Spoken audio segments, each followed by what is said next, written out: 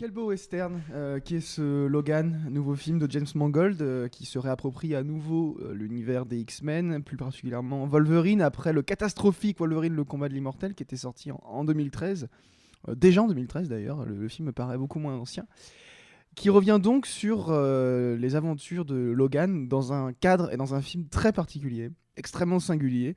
C'est vrai que le film a une promo assez intense depuis quelques temps et je crois pas qu'on pouvait s'attendre réellement à un tel film. On pourrait utiliser beaucoup de qualificatifs pour en parler. Moi je trouve que c'est un film très surprenant, sombre, crépusculaire, violent et même touchant. Alors pour resituer, donc Logan se concentre sur la figure emblématique de la saga X-Men, qui est Wolverine, dans un futur proche, donc on est dans un film de science-fiction, et il va nous montrer un Wolverine chauffeur de limousine, complètement fatigué, épuisé, qui s'occupe de Professeur X, Charles Xavier donc, toujours interprété par Patrick Stewart, qui est lui aussi en fin de parcours. Et donc on retrouve ces personnages emblématiques que l'on suit depuis 2000, puisque le premier X-Men dont on a déjà parlé, puisqu'on avait fait un dossier X-Men et je vous invite à le réécouter, le premier X-Men qui était réalisé par Bryan Singer était sorti en 2000, donc il y a 17 ans. Il y a déjà 17 ans. Bonne micro. Et ici, on retrouve le personnage à la frontière mexicaine. Et le personnage va se retrouver avec une vie plus stable que celle qu'il a pu connaître à l'époque où il était dans les X-Men. Et il va se retrouver avec sous le bras une petite fille, après une série d'enchaînements d'événements dont je vous passe les détails. Mais attends, pour resituer, ça veut dire que là on est avec le même acteur qu'il y a 17 ans et on voit vraiment le temps passé de ces 17 ans dans, on dans le retrouve, film. on retrouve Wolverine. C'est vraiment une vraie suite, c'est pas un truc qu'on pose comme ça ici au milieu. Quoi. On retrouve Wolverine, je sais pas, peut-être 15-20 ans après les événements de X-Men 3, ça se situe. Après okay. même tous les événements, puisque je pense que c'est le film qui est le plus loin temporellement, à part X-Men Days of Future Past, où là il voyage vraiment dans le temps, puis on voit le futur très lointain. Mais d'ailleurs, manque de cohérence, parce que Days of Future Past se passe dans un futur très loin, et il y a Wolverine.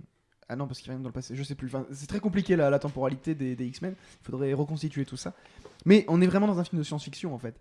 Est-ce qu'on peut aller voir Logan si on n'a pas vu les X-Men, si on n'est pas fanat des X-Men? C'est pas recommandé parce que j'allais y venir au fait que malgré mes réticences, disons, envers les films de super-héros, j'ai toujours dit que X-Men faisait partie de mes sagas préférées. Et je l'ai suivi depuis le début, alors pas depuis 2000 parce que j'avais 3 ans, donc ça aurait quand même été compliqué pour aller voir ça au cinéma.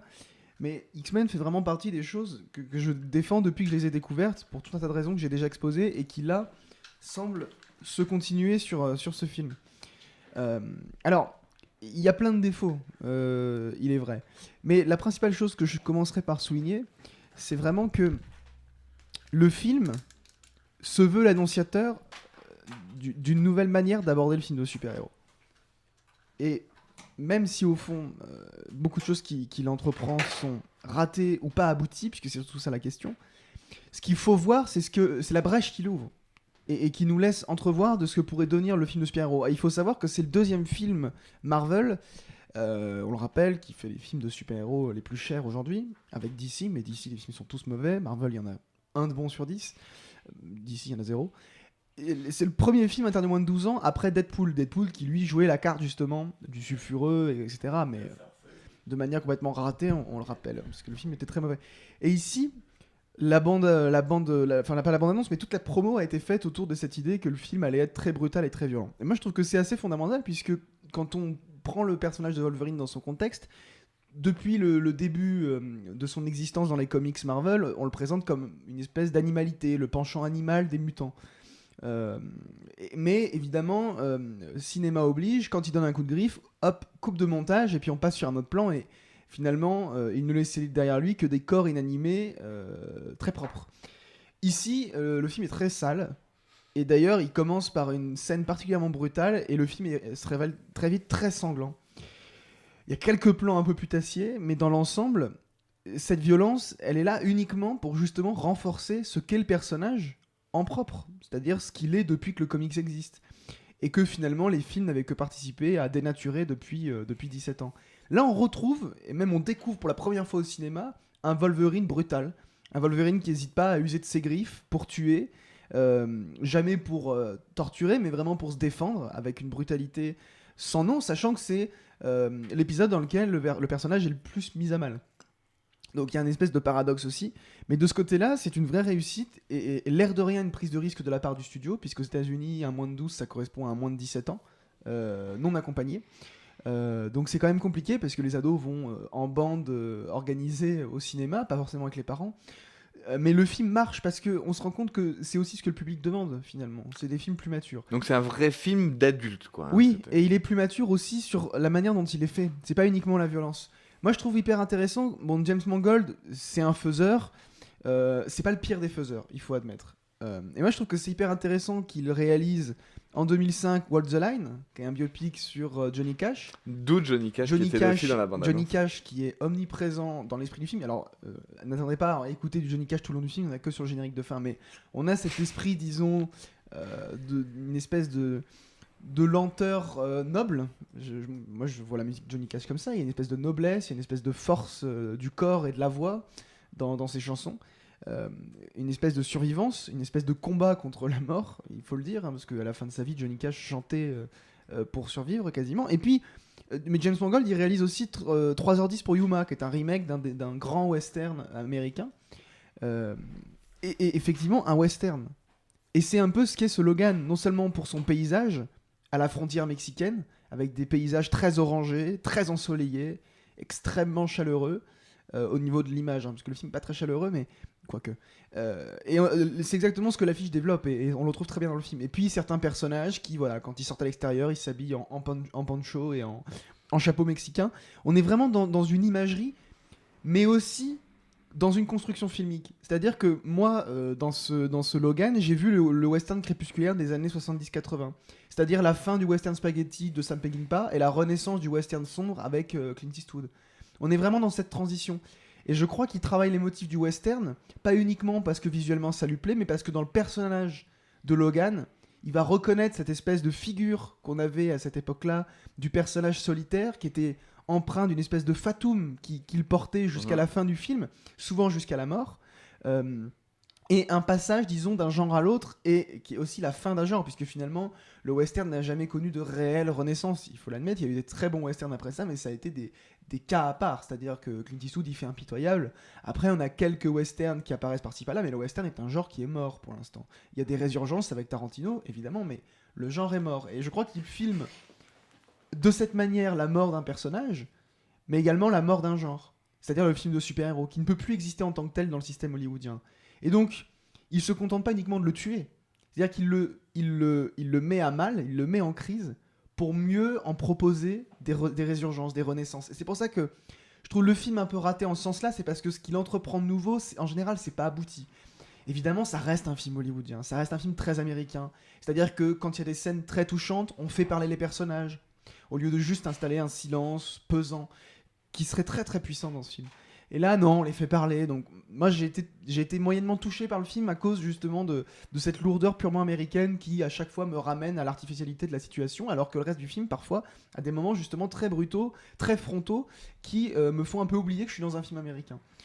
Du moins de cette teneur-là, parce que c'est vrai qu'il y a les enjeux économiques qui peuvent être aussi présents. Et moi, il y a une chose que j'ai trouvée absolument incroyable dans le film.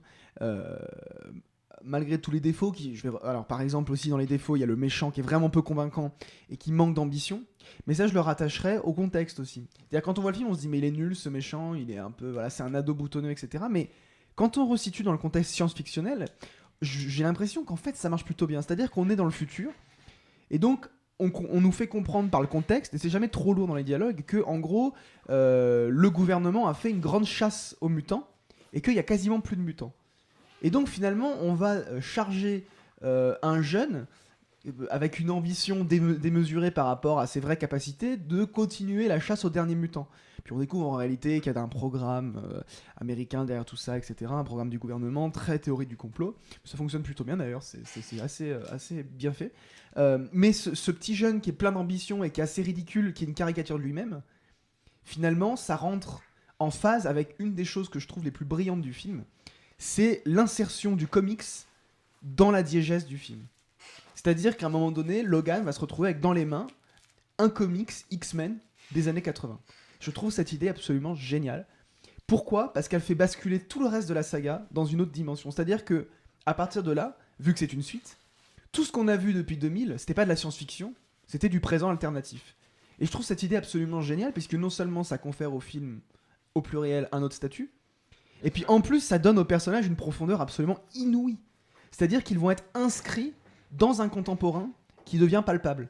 Et ça se lit dans le contexte du film, c'est-à-dire que je suis extrêmement étonné que très peu de critiques aient relevé le fait que le film se déroule à la frontière mexicaine qui est marquée par la présence d'un mur immense, et le film se termine sur une nouvelle génération de mutants qui doivent fuir les États-Unis vers le Canada, et qui sont tous des Mexicains.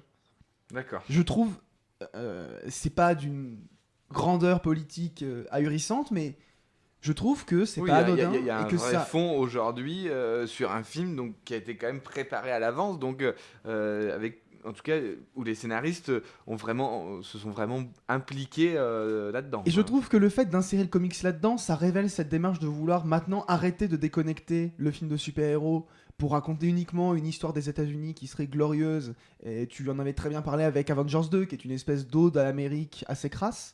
Parce que c'est une ode en gros militariste, hein, c'est-à-dire que pourquoi les super-héros sont bons ? Parce que c'est des bons soldats.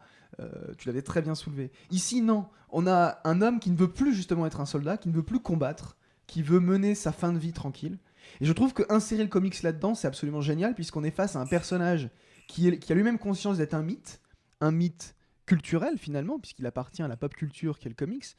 Et en même temps, c'est rattacher tout l'univers X-Men à une réalité qui est notre diégèse, c'est-à-dire notre monde réel à nous en tant que spectateurs. Et parsemer le film de toutes ces références, ça fait que le scénario devient brillant, parce que moi je vois ce méchant que beaucoup ont décrit comme étant un ado boutonneux en manque d'ambition. Oui, mais à partir du moment où on intègre le comics dans le récit, on comprend qu'il les a lus, ces comics, et qu'il ne devient non plus un méchant, mais il devient l'image que tout le monde se fait des méchants de films de super-héros, c'est-à-dire des êtres un peu décérébrés, qui n'ont qu'une ambition dans la vie, c'est le pouvoir. Et moi je trouve que justement ces éléments qu'on peut prendre comme des moments de faiblesse sont au contraire des grands moments de réflexion, d'auto-réflexion, qui sont jamais gratuits comme Deadpool, mais qui sont là pour poser les limites d'un genre, et au-delà de ça, tenter d'en apporter des clés de solution.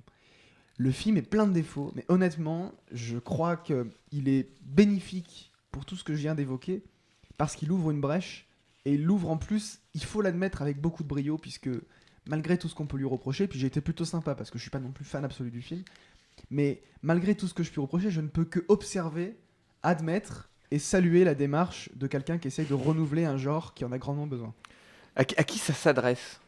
À peu près tout le monde, puisque je pense que c'est bien d'avoir vu la saga X-Men, évidemment, non seulement pour être touché par le film, qui va quand même loin dans le sacrifice de ses idoles,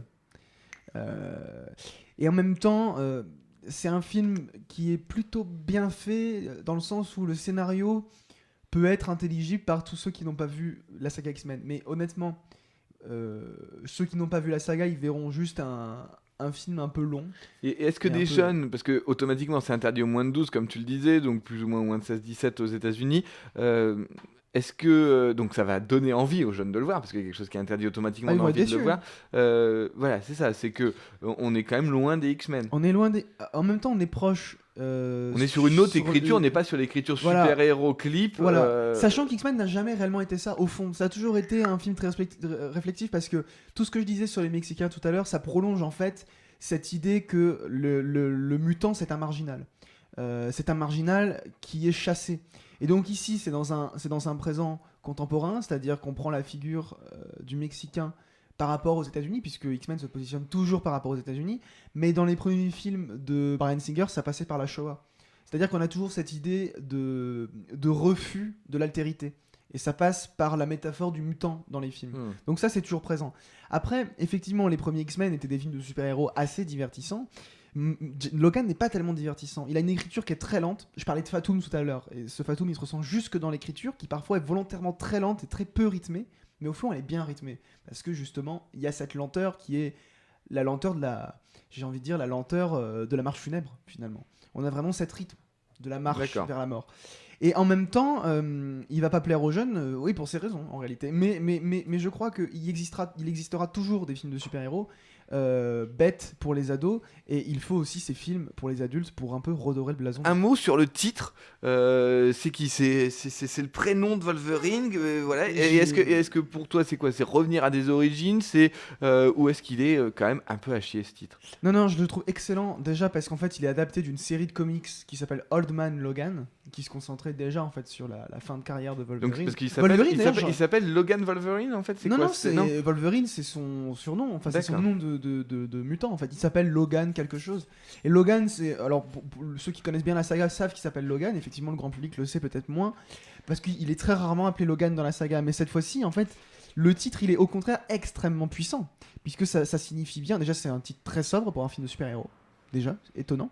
Et surtout, ça signifie bien que là, on va parler d'un homme. Parce qu'une des particularités de. Alors là, c'est le moment spoiler, faites attention. Une des particularités de Wolverine, c'est qu'il est immortel. Et James Mangold a très très bien compris que le seul moyen de le rendre charnel, de le rendre humain, c'est de le tuer. Et j'ai jamais vu un super-héros aussi charnel. J'ai jamais vu un super-héros qui était autant incarné. Et justement, je reviens par rapport à un truc que tu disais tout à l'heure et que je voulais aborder et que j'ai oublié, c'est que tu disais ça fait 17 ans qu'on a le même acteur. Mais ça, c'est fondamental. C'est-à-dire que Hugh Jackman, je considère pas que c'est un immense comédien.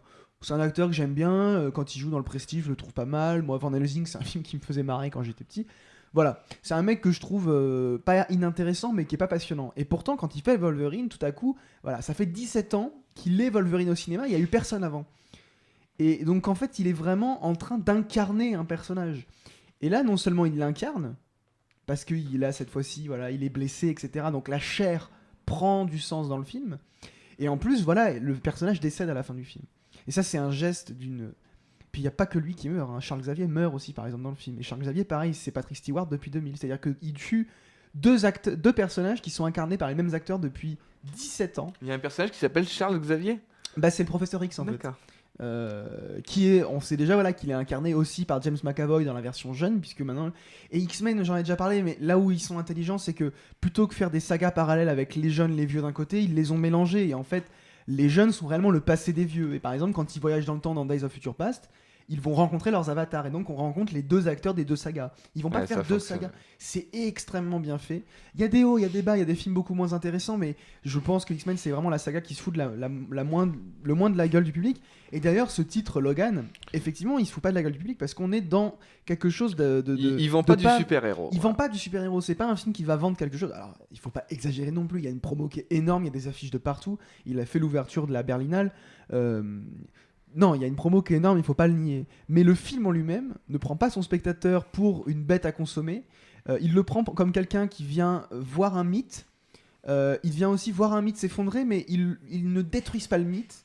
Ils le font terminer de façon ni héroïque, ni pathétique, mais assez réaliste. Le film est étonnamment réaliste. En réalité, il n'est pas naturaliste non plus, mais il y a des moments voilà, où Logan est blessé, donc il peut plus courir, quoi.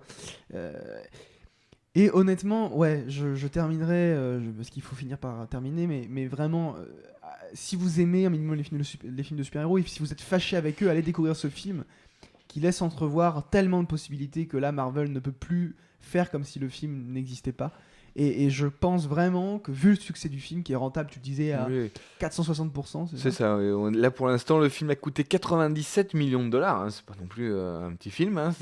Mais pas non plus énorme pour un film de super-héros. C'est pas le plus gros budget. Relativement modeste aux États-Unis, hein, qu'on est plutôt autour des 200 millions aujourd'hui sur un film de super-héros, coproduit par EuropaCorp, hein, de Besson d'ailleurs. Non, pardon, c'est Miss Sloan. Je suis déjà dans l'autre film. Attends pour moi, pardon, je suis complètement. J'ai pas vu le logo. Je suis complètement ailleurs, pardon.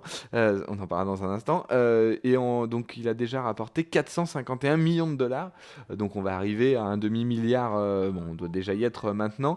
Et en France, il y a déjà 1 400 000 personnes qui ont vu le film. Donc on va arriver sur 1,7 million, 1,8 million en France, je pense. Hein, oui, effectivement, c'est un succès mérité. Et en même temps, je crois que ça montre aux studios américains qu'il faut aller dans des choses un peu plus audacieuses. parce que le film, je le trouve plus audacieux que Deadpool pour le coup, qui était très consensuel dans sa façon de faire, puisque Deadpool, je l'avais précisé, voilà, il disait c'était vraiment pour adolescents. Oui, puis il disait, voilà, il disait faire quelque chose de très nouveau, très sulfuré, et en fait, il passait son temps à dénoncer les schémas des films de super-héros, alors qu'il suivait exactement ce schéma-là. Mais c'était pour les ados. Alors que Logan ne suit pas ce schéma. Ouais, mais quand même interdit au moins de 12 ans et 17 ans, donc c'est la même interdiction en fait. Donc Logan se donne la même interdiction, il s'octroie, disons, ce décalage, mais il fait un film réellement intéressant.